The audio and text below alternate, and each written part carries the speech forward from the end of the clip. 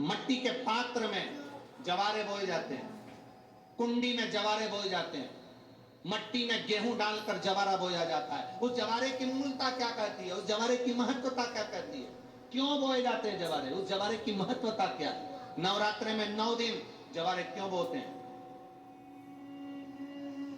उसको बोने का कारण क्या है?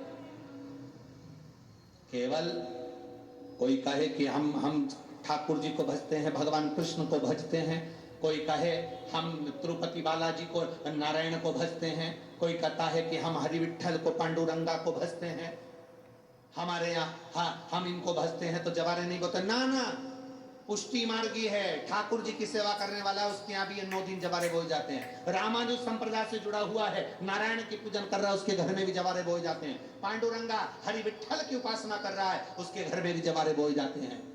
जवारे का महत्व हमारे यहाँ शास्त्र कहता है। क्या महत्व है उसका, क्या फल है उसका? महाराज, जब देवी माता ने दुर्गा भवानी को पंचायत में बुलाया गया, शिव पंचायत में मां दुर्गा बैठी हुई है, और शिव पंचायत में जब दुर्गा भवानी बैठी,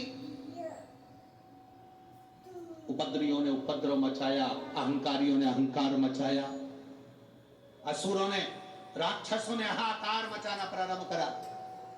तब उस समय पर देवाधिदेव महादेव माता पार्वती को देखकर, दुर्गा भवानी को देखकर मुस्कुरा रहे थे। केवल शिव मुस्कुरा रहे हैं, पार्वती को देखकर, दुर्गा भवानी को देखकर, मां जगत जननी को देखकर केवल मुस्कुरा रहे।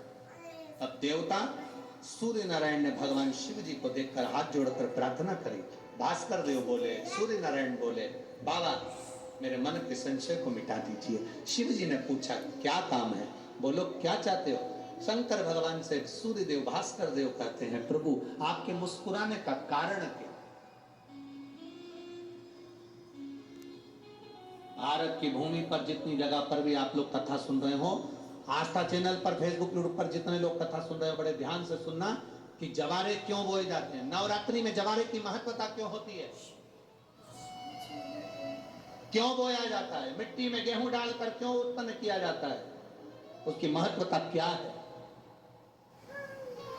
सूर्य नारायण पूछ रहे हैं भगवान देवाधिदेव महादेव से, आप दुर्गा भवानी को देखकर मुस्कुराए, आप हंसे हैं, आपके चेहरे पर प्रसन्नता आई है, कारण महाराज देवाधिदेव महादेव ने कहा, यहां भगवान विष्णु, गणेश जी, भास्कर देव, आप सब बैठे हो। असुरों ने आक्रमण कर दिया, असुरों ने आक्रमण करा है, और वो असुर आक्रमण कर दिए हैं तो वो असुर प्रवेश कर रहे हैं, उपद्रव मचाकर, हाहाकार कर कर नष्ट करने वाले हैं इस पूरी पृथ्वी को। तो फिर उसको बचाएगा कौन, कैसे बचेगा? शिव जी ने कहा चिंता मत करो। दुर्गा ने अपने केश का स्मरण किया, एक केश को माता पार्वती जी ने अपने हाथों से छुआ, छूते ही एक कुंड में सुंदर जवारे उत्पन्न हुए हैं। जब तक वो जवारे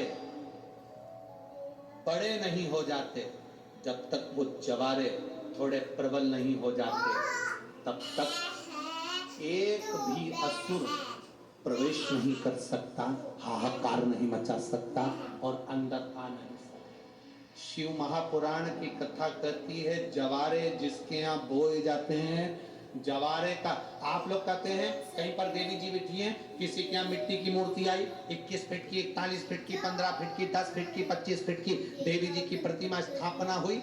लोग कहते हैं हम देवी जी का दर्शन करने जा रहे हैं, दुर्गा जी का दर्शन करने जा रहे हैं। शिव महापुराण की कथा कहती है वो दुर्गा जी का दर्शन नहीं, देवी का दर्शन नहीं। नवरात्रि में जहां जवारे बोए जाते हैं वहां मात्र आप पांव रखते हैं तो अपने घर में से क्लेश दूर हट जाता है, अहंकार दूर हट जाता है, अभिमतता दूर हट जाती है, तकलीफ से दूर हट जाती है। जिसके घर में जवारे बोए जाते हैं वहां से अहंकार, काम, लोभ, आसक्ति, वासना, तृष्णा और दुख, तकलीफ दूर हट जाए। तो जवारे का मूल का तत्व आनंद सुख। महाराज